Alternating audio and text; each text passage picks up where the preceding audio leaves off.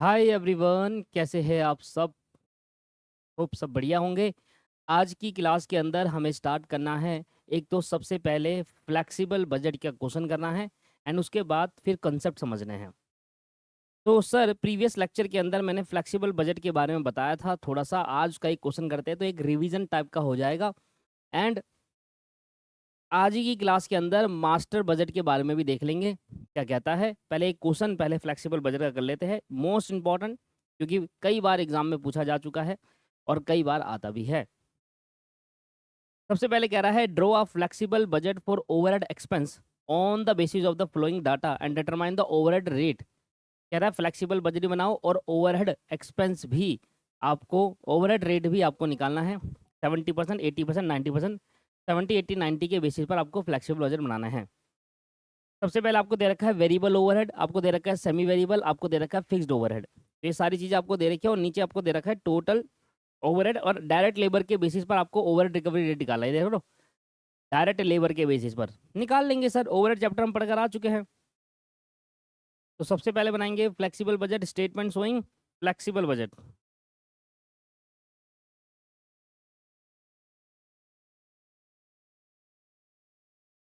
Statement showing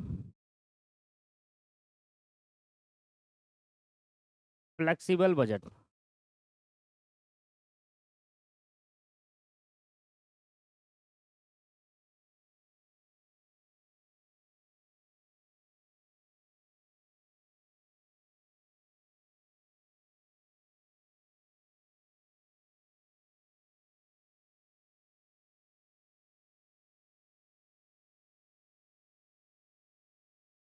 ये हो गया पर्टिकुलर्स,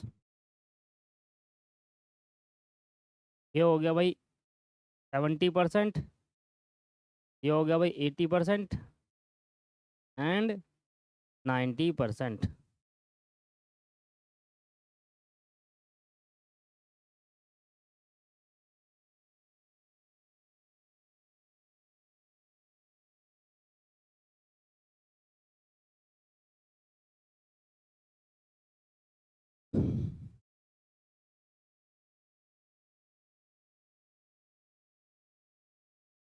70%, 80%, 90%। हमें डाटा 80% का दिया हुआ है, तो उससे हमें 90% और 70% का निकालना है, ठीक है। तो सबसे पहले आ जाओ वेरिएबल ओवरहेड के अंदर। तो वेरिएबल ओवरहेड आपको दे रखे हैं इनडायरेक्ट लेबर और स्टे और इंक्लूडिंग स्पेयर। वेरिएबल ओवरहेड, अब आपको पता है जो वेरिएबल ओवरहेड होते हैं वो प्रोडक्शन या कैपेसिटी के बेसिस पर चेंज होते हैं। सर अभी आपको 80% कैपेसिटी के अनुसार दे रखा है 12,000 और 4,000, जो कि इनडायरेक्ट लेबर और स्टोर है। Indirect labour, store including spare.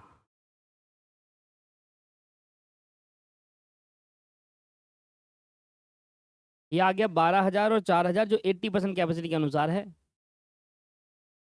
12,000, 4,000। अब सर अगर 12,000 80 पर है तो 70 पे कितना। तो 12,000 को डिवाइड करेंगे 80 से, मल्टीप्लाई करेंगे 70 से, ये आ जाएगा 10,500। क्या कहते हो। और अगर 4,000 डिवाइड बाई 80 मल्टीप्लाई बाई 70 करेंगे तो ये आ जाएगा 3500। इसी तरीके से 12,000 को 80 से डिवाइड करेंगे, 90 से मल्टीप्लाई करेंगे, ये आ जाएगा 13,500। तो हमने क्या करा, अकॉर्डिंग टू कैपेसिटी हम चेंज कर रहे हैं। 4,000 अगर 80 पे है तो 4,000 को 80 से डिवाइड कर दो, एक के बराबर आ गया, मल्टीप्लाई बाय 90 कर दो, 4,500 रुपये आ जाएगा, 4,500।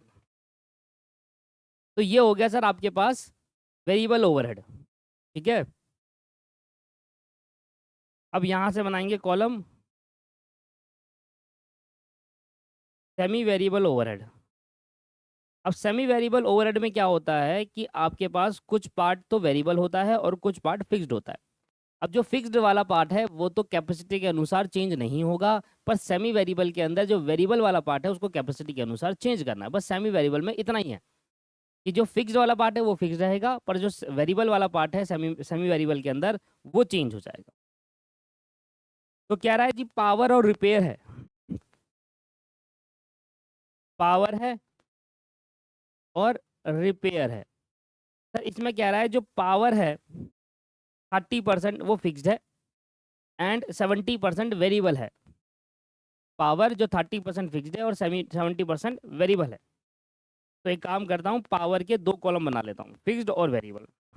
पावर का एक हेड बना लो, इसमें बना लो फिक्स्ड, इसमें बना लो वेरिएबल।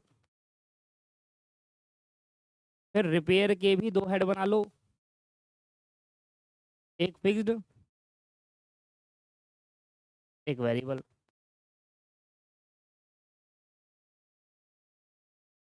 अगर देखेंगे 30% फिक्स्ड है और 70% वेरिएबल है, तो ये 30% है, ये 70% है, यहाँ पर 60% है और ये 40% है। तो अब एक काम करता हूँ, मुझे डाटा क्या दे रखा है, ये देखो 20,000 पे दे रखा है। 20,000 का 30% क्या होगा, फिक्स्ड। तो 20,000 का 30% हो गया फिक्स्ड, 6,000 रुपये। तो यहाँ आ जाएगा 6,000 रुपये। 20,000 का 30% फिक्स्ड है। और सर 70% 20,000 का 14,000 ये वेरिएबल है। ठीक है। अब देखिए जो आइटम फिक्स्ड है वो तो हर लेवल पर फिक्स्ड रहने वाला है, यहाँ पर भी फिक्स्ड होगा, यहाँ पर भी फिक्स्ड होगा। पर जो वेरिएबल है उसको हम चेंज करेंगे अकॉर्डिंग टू कैपेसिटी। बस यही होता है सेमी वेरिएबल के अंदर। 14,000 डिवाइडेड बाई 80% मल्टीप्लाई बाई 90, तो यह 15,750 आ गया।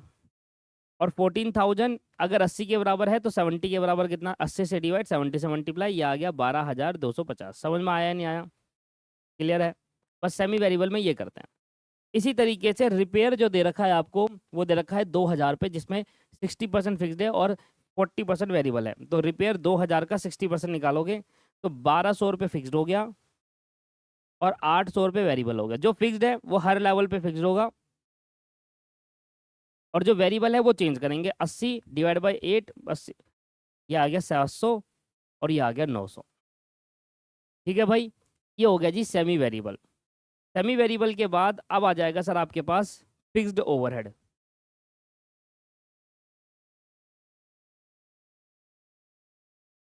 फिक्स्ड ओवरहेड, फिक्स के बारे में कह रहा है डेप्रिसिएशन इंश्योरेंस सैलरी, लिख दो डेप्रिसिएशन इंश्योरेंस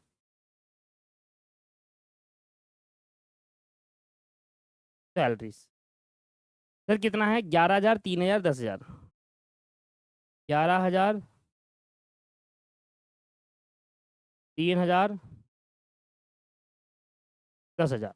भाई ये 11, 3, 10 हर जगह ये ही रहेगा, क्योंकि कैपेसिटी के चेंज होने से या वॉल्यूम के बढ़ने घटने से फिक्स कॉस्ट चेंज नहीं होती।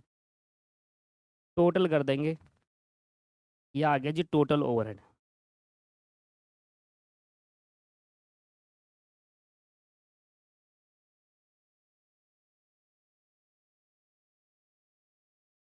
जोड़ना 10,500, 3,500, 6,000, 12,250, 1,200, 700, 11,000, 3,000 और 10,000। एक बार आप भी कर लेना, 58,150 आपका टोटल आ गया। 12,000, 4,000, 6,000, 14,000, 1,200, 800, 11,000, 3,000, 10,000। यहाँ आ गया 62,000, ये तो आपको पहले से दे रखा था। 13,500, 4,500, 6,000, 15,750, 1,200, 900, 11,000, 3,000 एंड 10,000। ये आ गया 65,850। ये तो आ गया दोस्त टोटल ओवरहेड। अब आपको क्या करना है, इसमें आपको इसमें डिवाइड करने हैं। टोटल ओवरहेड आ गया, एंड आपको क्या करोगे, यहाँ पर ओवरहेड रिकवरी रेट निकालना है। तो एस्टिमेट लेबर आर भी आपको दे रखा है, 1,24,000 घंटे काम करते हैं। क्या हो रहा है भाई, 1,24,000 घंटे काम कर रहे हैं। अब लेबर आर को भी कन्वर्ट कर लो।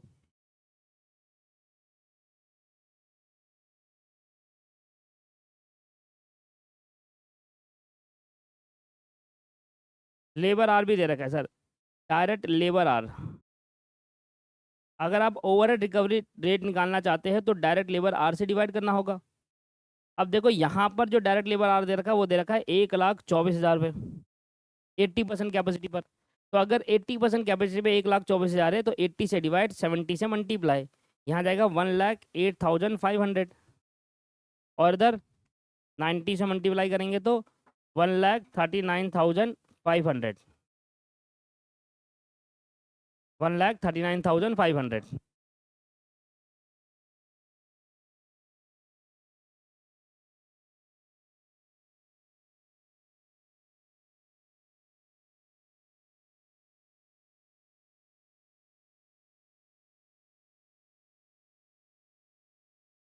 अब आप क्या करो, डिवाइड कर दो सर, आपका क्या आ जाएगा, ओवरहेड रिकवरी रेट भी आ जाएगा।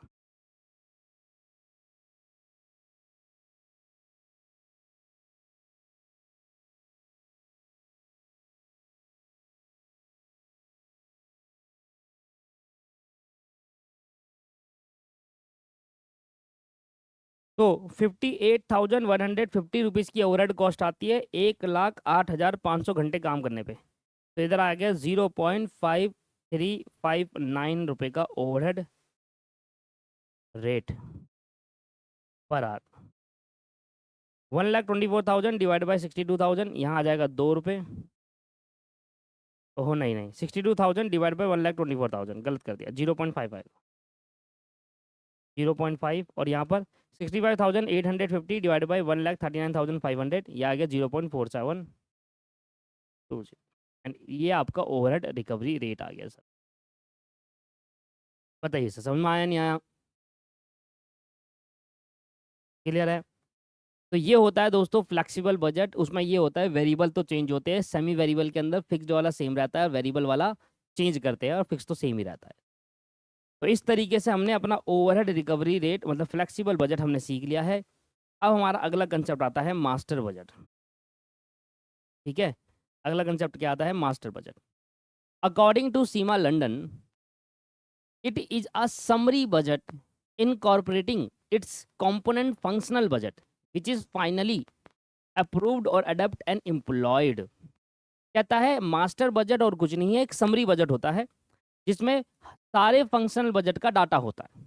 जितने भी फंक्शनल बजट की लिस्ट लिखवाई थी उसका डाटा होगा। When all the necessary budget have been prepare, जब आप सारे नेसेसरी बजट बना दोगे, production budget, material purchase budget, direct labour budget, selling and distribution overhead budget, है ना, आपके पास सेल बजट, जितने भी नेसेसरी बजट आप बनाते हो, द बजट ऑफिसर जो होता है will prepare a master budget which में consist of budget profit and loss and budget balance sheet. तो फिर एक मास्टर बजट बनाया जाता है बजट ऑफिसर द्वारा, जो हमें बजट प्रॉफिट एंड लॉस और बजट बैलेंस शीट बनाते हैं, जिनके इन सभी बजट को ध्यान में रखते हुए एक मास्टर बजट बनाया जाता है। In simple word, master budget और कुछ नहीं है, फंक्शनल बजट जितने भी होता है उसका एक समरी होता है मास्टर बजट। क्या होता है दोस्त, समरी होता है। इसका फॉर्मेट कुछ इस तरीके से होता है कि आप पहले फॉर्मेट कैसे बनाएंगे, जो सेल बजट है वहां से डाटा लेके यहाँ सेल वैल्यू डाल देंगे।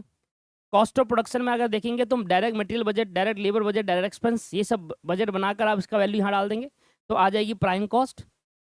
ठीक है, देखो सेल ईयर ही, इसमें लेस मत करो, अभी इसको हटा दो लेस, इन सबको जोड़ो, direct material, direct labour, direct expense, prime cost आ गई। फिर फैक्ट्री ओवरहेड के खर्चे में वेरिएबल और फिक्स्ड यहाँ पर जोड़ देंगे, ये आ जाएगा, इसको बोलते हैं फैक्ट्री कॉस्ट। फैक्ट्री कॉस्ट के बाद सुन लो ध्यान से, फैक्ट्री कॉस्ट के बाद क्या करना है आपको, जो ऊपर सेल थी ना, सेल, जो ऊपर सेल थी ना, सेल, उस सेल में से आपको वर्क कॉस्ट मतलब ये वाली कॉस्ट माइनस करनी है, जो निकल कर आएगा उसको ग्रॉस प्रॉफिट कहा जाएगा। मतलब सेल में से आप वर्क कॉस्ट माइनस करोगे। वर्क कॉस्ट मतलब फैक्ट्री कॉस्ट। फैक्ट्री कॉस्ट निकालने के लिए हमें direct material, direct labour, direct expense, prime cost चाहिए, प्राइम में फैक्ट्री ओवर जोड़ूंगा तब जाकर फैक्ट्री कॉस्ट आएगा। तो सेल में से वर्क कॉस्ट माइनस करोगे तो ग्रॉस प्रॉफिट आ जाएगा। उसके बाद सेलिंग के खर्चे और ऑफिस एडमिनिस्ट्रेशन के खर्चे माइनस कर देना, तो आपका प्रॉफिट आ जाएगा, खत्म। तो मास्टर बजट में आपको क्या बताता है, प्रॉफिट बताता है। बैलेंस शीट बनाने की जरूरत नहीं है, यहाँ पर बैलेंस शीट नहीं पूछेगा, आपसे पूछेगा कि भाई मास्टर बजट बनाओ, तो सारे बजट का डाटा लेकर कॉस्ट शीट वाला फॉर्मेट बना दो, और कॉस्ट शीट वाले फॉर्मेट से आपका प्रॉफिट और निकल जाएगा। बस दो चीज यहाँ पर ध्यान रखना, पहले ग्रॉस प्रॉफिट निकलेगा जो कि सेल में से फैक्ट्री कॉस्ट माइनस करने पाएगा, और फिर ग्रॉस प्रॉफिट में से सेलिंग के खर्चे, ऑफिस के खर्चे माइनस करोगे तो नेट प्रॉफिट निकलेगा, तो नेट प्रॉफिट निकलेगा।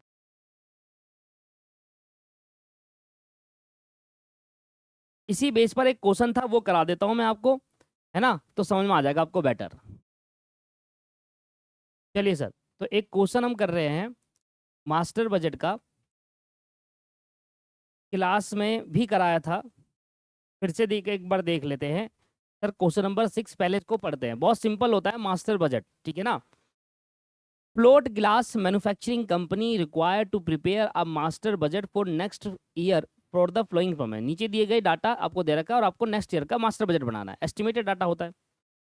टफन, पहले तो सेल डाटा दे रखा है आपको। सेल डाटा में क्या क्या दे रखा है, कहता है हम एक टफन गिलास बेचते हैं, टफन गिलास बेचते हैं 6 लाख रुपए का बिक जाता है वो। और एक बेंट गिलास बेचते हैं, दो टाइप की गिलासेस है यहाँ पर, गिलास बनाने वाली कंपनी होगी तो ये गिलासेस बेचते हैं। तो टफन गिलास 6 लाख रुपए का बेच रहे हैं, बेंट गिलास 2 लाख रुपए का बेच रहे हैं।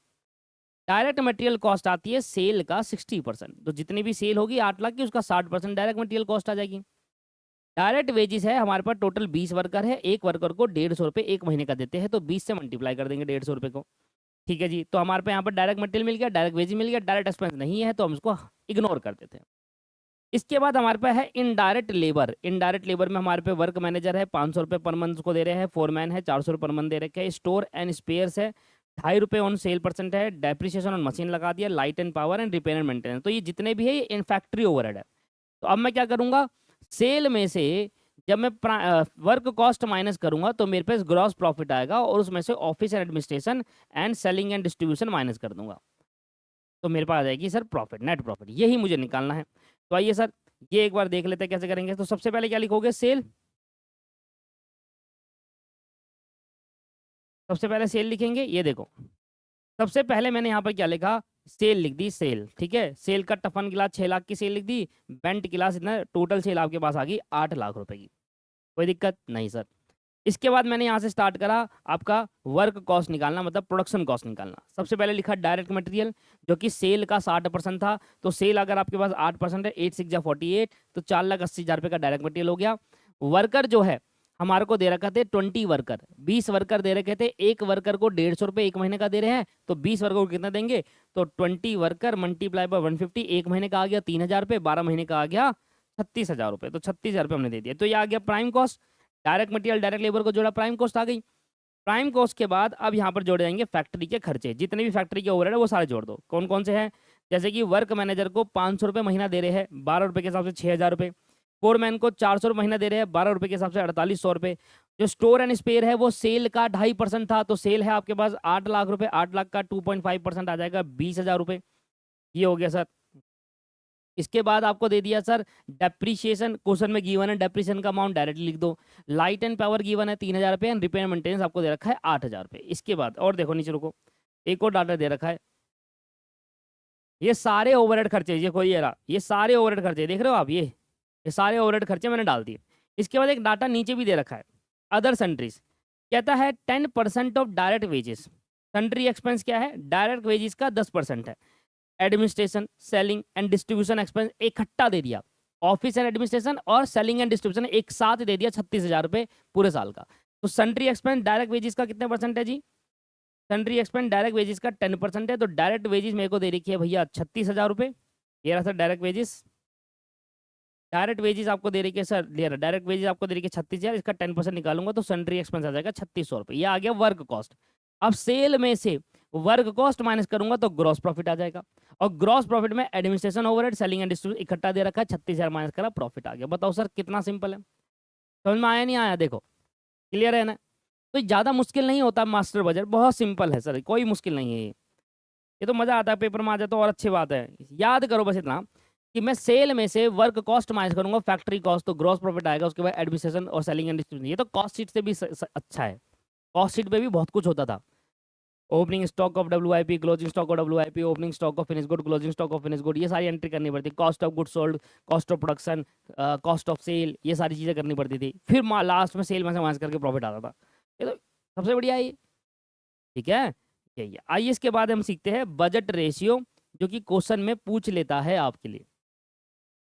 बजट रेशियो के बारे में देखते हैं एक बार क्या कह रहा है।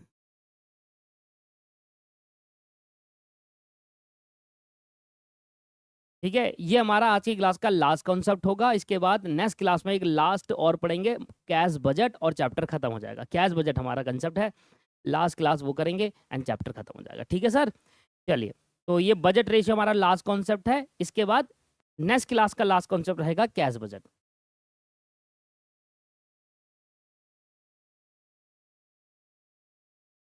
सर पढ़ना जरा, रेशियो क्या होता है? रेशियो एक मैथमेटिकल रिलेशन है बिटवीन टू और मोर रिलेटेड फिगर। दो या दो से ज्यादा फिगर के बीच में हम जब मैथमेटिकल एक्सप्रेशन देखते हैं, इन दोनों के बीच में रिलेशन देखते हैं, तो रेशियो कहते हैं। सिंपल है, रेशियो चैप्टर आपने फाउंडेशन में पढ़ा होगा, है ना। बजट रेशियो प्रोवाइड, अब बजट रेशियो की बात हो रही है, ये क्या देता है? Budget ratio provide information about the performance level, कि भैया बजट रेशियो में ये बताता है कि क्या परफॉर्मेंस लेवल है, उसके बारे में आपको बताता है, इंफॉर्मेशन देता है। That is the extent of deviation of actual performance from the budgeted performance, कि जो मैंने बजट सेट करा था और जो मेरा एक्चुअल सेट हुआ उसमें क्या कमी रह गई, क्या डेविएशन रह गया, इसके परफॉर्मेंस के बारे में बजट रेशियो में बताता है। भाई बजट मैंने सेट करता हूँ हमेशा, कभी भी प्रोडक्शन स्टार्ट होने से पहले मैं बजट सेट करता हूँ, तो जो मैंने बजट सेट करा और जो एक्चुअल आया, तो उनके बीच में क्या डेविएशन आए, कमियां क्या रह गई, क्या चेंज हो। भाई मैंने बजट मारा था 5 लाख का, अब तुम तो बजट से ज़्यादा ही चले गए, है ना। जैसे हम कभी घर बनाते हैं, तो घर बनाने के लिए घर वाले क्या करते हैं, बजट सेट करते हैं कि यार हमने 10 लाख तक का ही घर बना पाएंगे, इतना ही हमारा बजट है। ठीक है सर, तो अब हमने क्या करा, 10 लाख तक घर बनाएंगे, ठीक है। अब हम देख रहे हैं 12 लाख के घर, तो बजट से इंक्रीज कर रहे हो ना, तो ये एक्चुअल परफॉर्मेंस बजटेड परफॉर्मेंस है, क्यों, क्या कमी है उसमें, डेविएशन क्या है, उनके परफॉर्मेंस लेवल को बताता है budget ratio. If the ratio, अगर बजट रेशियो 100% या उससे ज्यादा हो जाता है, तो इसका मतलब है it mean the performance consider as a favourable, तो वो फेवरेबल है। अगर आपका बजट रेशियो 100% या उससे ज्यादा हो जाता है, तो उसको हम फेवरेबल कंडीशन मानेंगे। और 100% या उससे कम हो जाता है, 100% नहीं, लेस देन 100% होगा, तो उसको अनफेवरेबल। तो अगर आपकी बजट का रेशियो 100% है या उससे ज्यादा है तो फेवरेबल है, 100% से कम है तो अनफेवरेबल सिचुएशन मानी जाएगी। अब हमारे पे कितने टाइप के बजटेड रेशियो है, ये रहा सर हमारे पे बजट रेशियो। पहला है हमारे पास इफिशिएंसी रेशियो, जो हम ऑलरेडी पढ़ भी चुके हैं। दूसरा है एक्टिविटी रेशियो, तीसरा है कैलेंडर रेशियो, चौथा है स्टैंडर्ड कैपेसिटी यूसेज रेशियो, पांचवा है actual capacity usage ratio, actual usage of budgeted capacity ratio. ठीक है, सबसे पहले बात करते हैं इफिशिएंसी रेशियो की। ये देखो, let us discuss with the help of question number 7। Question number 7 की हेल्प से हम इसको डिस्कस करते हैं और एक एक करके समझते हैं। कहता है इफिशिएंसी रेशियो निकालने के लिए, आपको मैंने कई बार इफिशिएंसी पढ़ाया, मैंने स्टैंडर्ड में भी आपको इफिशिएंसी रेशियो पढ़ाया है, लेबर चैप्टर में भी। सीधी कहानी है, स्टैंडर्ड आर अपॉन में एक्चुअल आर मल्टीप्लाई बाय 100। किसी काम को करने में कितने घंटे लगने चाहिए थे और आपने कितने घंटे लगाए। ठीक है, तो आइए क्वेश्चन नंबर एक बार 7 देख लेते हैं। वो कई क्वेश्चन है, एक बार 7 क्वेश्चन देख लेते हैं।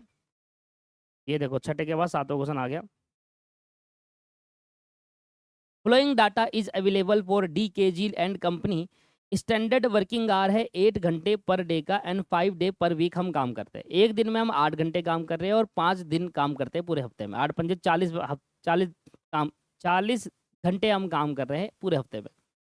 50 इंप्लॉय है, एक्चुअल वर्किंग आवर जो है वो 40 इंप्लॉय का है। 50 हमने डिसाइड करा था 50 इंप्लॉय रखेंगे, पर 40 ही रखा। ठीक है, actual hour expected to worked पर 4 वीक मतलब हम 4 हफ्ते काम कर रहे हैं और 1600 घंटे का हमने काम करा, 6400 आवर एक्चुअल में।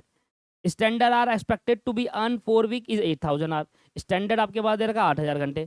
एक्चुअल आर वर्कड, एक्चुअली में हम काम करेंगे, एक्सपेक्टेड टू काम लिखा है ना, actual hour expected to work, expect कर रहे 6400 घंटे काम करेंगे पर करा 6000 घंटे ही। और स्टैंडर्ड आर आपको दे रखा है एक्सपेक्ट, स्टैंडर्ड आर देखो, standard hour expected to earn, मतलब स्टैंडर्ड आर इतने घंटे सोच रहे हैं करने की, पर एक्चुअली में स्टैंडर्ड आर बना 7000 घंटे। The related period is 4 week. In this period one special day holiday, एक दिन हॉलीडे आता है due to national event. Calculate the following ratio efficiency ratio. तो सबसे पहले आपको क्या क्या डाटा दे रखा है, सबसे पहले आपको दे रखा है कि आपके पास स्टैंडर्ड आर है 7000 घंटे का और एक्चुअल आर है 6000 घंटे। जो एक्सपेक्टेड है वो चीज़ अलग है, हम सोच रहे हैं पर एक्चुअली में हुआ ही, तो हमें तो एक्चुअल देखना है कि हमने एक्चुअल में स्टैंडर्ड से इतना सेट करा 7000 घंटे। जो काम 7000 घंटे में होना चाहिए था वो काम आपने 6000 घंटे में कर दिया। बताओ अच्छी बात है बेकार है? अच्छी बात है, इसका बोलता है रेशियो अच्छी है, 100% ज़्यादा है, फेवरेबल सिचुएशन है। देखो मैंने इसमें एक्सप्लेनेशन भी दिया हुआ है सर, मैं हर बार क्लास में एक्सप्लेनेशन भी देता हूँ। एक्चुअल आउटपुट को बनाने में 7000 घंटे लगने चाहिए थे और वो एक्चुअल आउटपुट को हमने 6000 घंटे में बना दिया। हमें पता चला कि इफिशियंसी हमारी 100% ज़्यादा है, ऑब्वियस है। जो काम 7000 घंटे में होना चाहिए था वो हम 6000 घंटे में करके देंगे, तो बताइए भाई अच्छी बात है यार ये तो। है ना। तो ये है आपके पास इफिशिएंसी रेशियो। एक्टिविटी रेशियो क्या आता है कि जो आपने बजट डिसाइड करा था कि यार इतना घंटे का, बजट और स्टैंडर्ड में फर्क समझ में आना चाहिए था आपको पहले। बजट का मतलब होता है मैक्सिमम आप कितने आर अलॉट कर रहे हो, स्टैंडर्ड का मतलब है कितना लगना चाहिए। लेट्स सपोज एक घर बनाने में हमारे पास बजट है 10 लाख रुपए का, पर लगना चाहिए 9,50,000 रुपए, और लगा इतना। समझ में आया दोनों फर्क। हमारे पास 10 लाख रुपए है इस घर को बनाने में, हमारा बजट 10 लाख का है, 10 लाख रुपए हमारा बजट है, हम मैक्सिमम इससे ज्यादा जा नहीं सकते। हमारे बजट को बनाने में 10 लाख रुपए हमारा बजट है, इसका मतलब अब लगना कितना चाहिए, हमने डिसाइड करा कि लगेगा तो 9.5 लाख ही, लगेगा तो कम ही, 9.5 लाख ही लगेगा। अच्छा ऐसा भी हो सकता है कि यार 10 लाख का बजट है, लगेगा तो ज्यादा भाई 12 लाख भी लग सकता है। ऐसा जरूरी नहीं है कि बजट स्टैंडर्ड हमेशा बजट से कम हो। हमारे पास जो पैसे है वो हमारे लिए बजट है, हम इतना खर्च कर सकते हैं। इस घर को बनाने में लगेगा कितना वो आपके पास स्टैंडर्ड है, लगेगा कितना, एक्चुअल में कितना लगा वो आपका एक्चुअल है। ठीक है सर। तो स्टैंडर्ड को जब हम एक्चुअल से बजट से कंपेयर करते हैं कि भाई ये स्टैंडर्ड लगना कितना चाहिए था और हमारे पास कितना बजटेड आ रहा है। सर हमारे पास तो 6400 ही आर है, ये क्वेश्चन में गिवन है, 6400 आर का ही बजट है, ये देखो।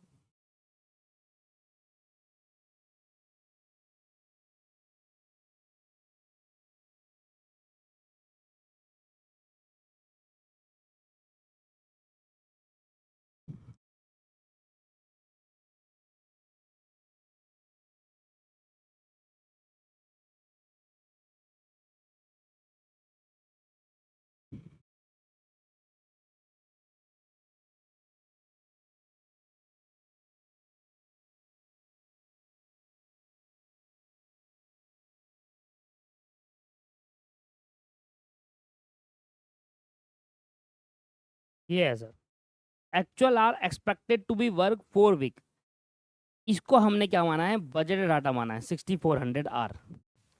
ये हमको बजट डाटा है कि भाई actual hour expected to be work, हमें लगता है कि इतने घंटे काम हो सकता है, इतने घंटे ही हम काम हो सकता है, तो इतने घंटे का ही हमने बजट अलाउ करा, तो इसलिए इसको बजट ट्रीट कर लिया इन्होंने, क्योंकि एक्चुअली में बजट अलग से दे ही नहीं रखा। ठीक है।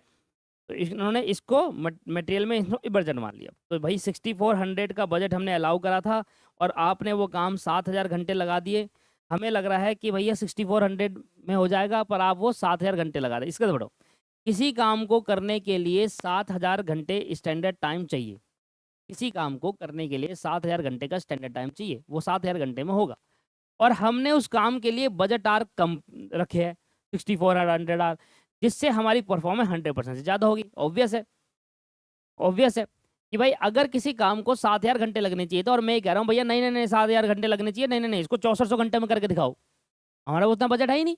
हमारा तो, मैं कह रहा हूँ भाई मेरे पास 10 लाख रुपए है, अब कह रहे हो नहीं 12 लाख रुपए लगेगा, नहीं भाई मेरे पास है ही नहीं, 10 लाख में ही करके दिखाओ, आप कॉम्प्रोमाइज करो क्या करो, वो 10 लाख में करके दो। तो जो काम 7000 घंटे में होना चाहिए था वो काम आपने 6400 घंटे में ही करोगे, इससे क्या होगी, हमारी परफॉर्मेंस अच्छी होगी, दैट इज 100% से ज़्यादा होगी।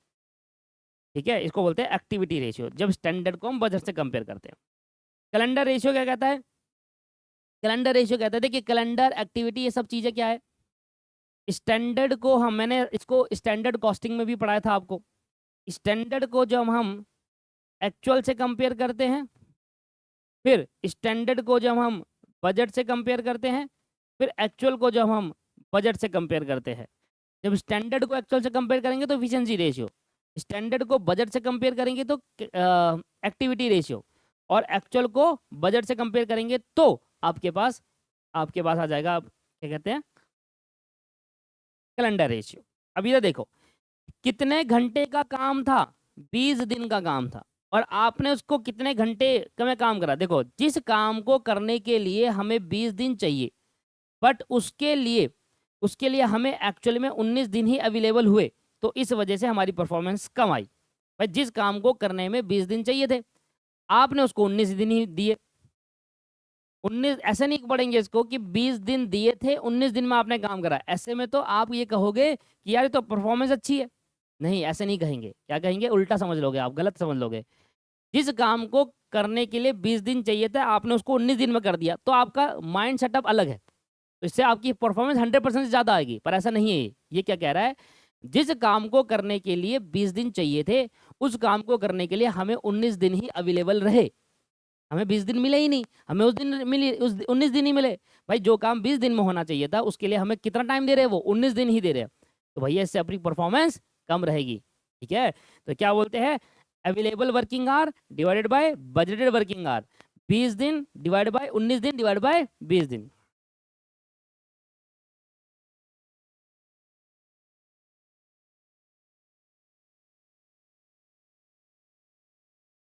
पाँच दिन एक वीक में काम करते हैं और 4 वीक की बात हो रही है, तो 5 इंटू 4 20 दिन।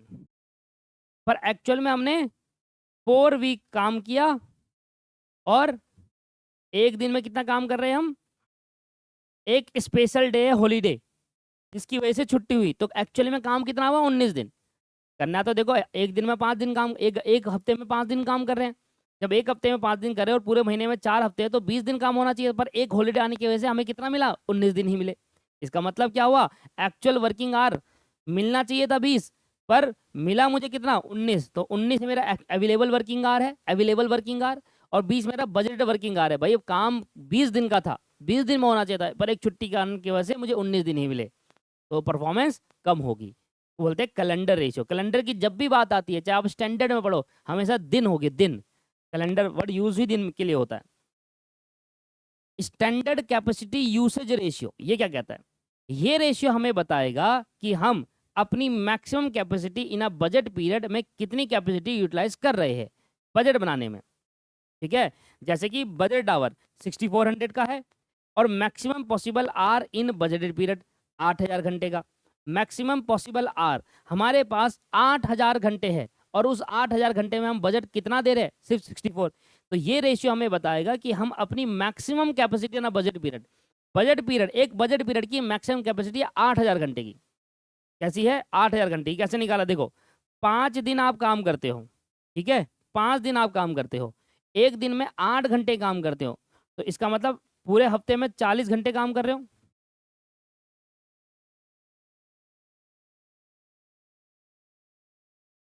ठीक है, और टोटल आपके पास कितने वर्कर है बजट पीरियड के अनुसार, 50 वर्कर। तो 40 घंटे काम कर रहा है एक वर्कर, 50 घंटे का आ गया 2000। तो पूरे हफ्ते में 2000 घंटे काम कर रहे हैं 50 वर्कर। ठीक है, 2000, और हमारे पास कितने हैं, 4 हफ्तों का, तो कितना आ जाएगा, 8000 पे। तो टोटल हमारे पास 8000 घंटे का बजट था, पर उस 8000 घंटे में आपने टाइम कितना दिया उसको, बजट डार 6400। तो आप अपने बजट से कितना काम यूटिलाइज करवा रहे हो, 8000 घंटे का आपके पास बजटेड आर है, और टोटल उस बजटेड पीरियड में पूरे पूरे महीने में 8000 घंटे काम करवा सकते थे, पर आपने 6400 ही करवाए, तो आपने अपने बजटेड आर का कम यूटिलाइजेशन करा, तो परफॉर्मेंस रिड्यूस हो जाएगी। तो ये कहता है कि आप अपने मैक्सिमम बजटेड आर का कितना यूटिलाइज कर रहे हो बजट बनाने में। मेरे पास 20 लाख रुपए है पर मैं घर बनाने में सिर्फ 12 लाख ही खर्च करूंगा, तो आपने अपने बजट का, अपने बजट का कम यूटिलाइज करा ना उस घर को बनाने में। ठीक है, इस तरीके से बात कर रहा है। फिर आता है actual capacity usage ratio. Actual capacity usage ratio क्या कहता है, ये रेशियो हमें बताएगा कि हम अपनी मैक्सिमम कैपेसिटी जो बजट पीरियड में है उसमें कितना कैपेसिटी एक्चुअल में यूज करा, बजट बनाने में कितना यूज करा वो ऊपर है। सर यहाँ पर और इसमें डिफरेंस यही है कि यहाँ पर हम कंपेयर कर रहे हैं मैक्सिमम कैपेसिटी को बजट आवर से, कि आपके पास 8000 घंटे की कैपेसिटी थी पर आप उसमें 6400 घंटे ही अलॉट कर रहे हो बजट, और यहाँ पर 8000 घंटे की कैपेसिटी थी पर काम आपने कितना करा, सिर्फ 6000 घंटे ही एक्चुअल में। तो जब हम मैक्सिमम कैपेसिटी को बजट एक्चुअल आवर से कंपेयर करेंगे तो हमें वो बताएगा कि आपने मैक्सिमम कैपेसिटी से कितने घंटे ही यूटिलाइज करे। 8000 घंटे अलॉट कर सकते थे as a budget, maximum capacity आपके पास 8000 घंटे की, पर आपने 6000 में ही काम 6400 अलॉट करे और उसमें काम 6000। तो भैया 6000 घंटे ही तो काम हुआ, 8000 दे सकते थे, 6000 तो 2000 अनयूटिलाइज हो गया ना, इसलिए इफिशियंसी गिर गई। जब मैं बजटेड आर को एक्चुअल आर से कंपेयर करता हूं तो actual usage of budget capacity, ये रेशियो हमें बताएगा कि हम अपने बजट आर को कितना कैपेसिटी यूज कर रहे हैं। अब बजट आर को जो अलॉट हुआ था 6400, उसमें से हम एक्चुअल में कितना यूज कर रहे हैं, तो 6400 दिया था, 6000 ही यूज कर रहे हैं, इसका मतलब 400 अनयूटिलाइज है, इसलिए भी इफिशियंसी घट गई। 6000 डिवाइड बाई 6400 मल्टीप्लाई 100। ये थी सर बजटेड रेशियो रेशियो कई बार एक दो बार पूछा भी गया है पेपर के अंदर, बट हाँ एज सच इतना इंपॉर्टेंट नहीं है। बट फिर भी आप ये, मुझे लगता नहीं है, अगर जो बच्चा इसको ध्यान से पढ़ेगा तभी वो याद करेगा, फॉर्मूले याद होंगे तभी आप कर पाओगे। अगर आप फॉर्मूले याद नहीं हुए तो नहीं कर पाओगे, कोई ये फायदा नहीं है ये वाला इसका रिवीजन करने का। हाँ रिवीजन करके आपको ये समझ में आ गया कि ये बजट कहते क्या थे, बट बिना फॉर्मूलों के आप इसको याद कर ही, मतलब अटेम्प्ट कर ही नहीं सकते पेपर में। फॉर्मूला मस्ट है, चाहे आप कितना ही समझ लो कि कौन सा बजट क्या कह रहा है, पर फॉर्मूला एक्चुअल में पता होना चाहिए। तो फॉर्मूला याद करोगे तभी आगे आपको समझ में आएगा, अदरवाइज नहीं आएगा। ठीक है, तो यहाँ पर हमारा ये खत्म हो गया है। एंड देन लास्ट क्लास में, कल वाली क्लास जो होगी उसमें मैं आपको सिर्फ और सिर्फ कैश बजट बनाऊंगा और बजट चैप्टर खत्म हो जाएगा। ठीक है मेरे दोस्त, आज के लिए हम इतना ही रखेंगे, नेक्स्ट क्लास में मिलेंगे। हाँ एक चीज़ और मैं आपको बता रहा हूँ दोस्त, ये जो आपकी बजटेड रेशियो है ना, ये जो बजटेड रेशियो है ये पहले आती थी, मैं आपके इसमें नहीं बताऊंगा, बस देखो it is a part of the syllabus, ये कई बार पेपर में पूछ लेता है, बट हाँ एज सच हमारे लिए इतना इंपॉर्टेंट नहीं है। बट मेरा काम था आपको बताना, इतना इंपॉर्टेंट नहीं है। अगर आपसे मान लो नहीं हो पा रहा, अगर आपसे नहीं हो पा रहा तो आप इसको लीव कर सकते हो। ठीक है, क्योंकि क्योंकि दोस्तों ये एक दो बार पेपर में, एक बार बहुत पहले आया हुआ था पेपर के अंदर बजट रेशियो के बारे में।